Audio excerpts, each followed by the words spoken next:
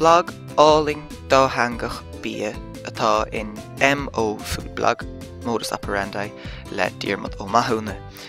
Má chuireann tú spéis de gcócaireacht agus san Gaeilge buine tú antaidimh as na héidir bhlasta táir an siomh agus as an teanga bhlasta táir an siomh freisin.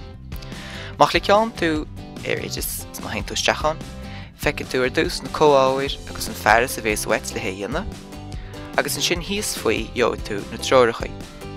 An rud is deise faoin si darlam ná go léiríonn siad go dtíreach conas na rud is seo dhéanamh, mar sin mar d'igann tú gachrad atá na tróirichaí scríofa, tuigh tú é marall ar a bhíseán beag seo. Bealach an a bhaith sé seo leis an teanga ólam.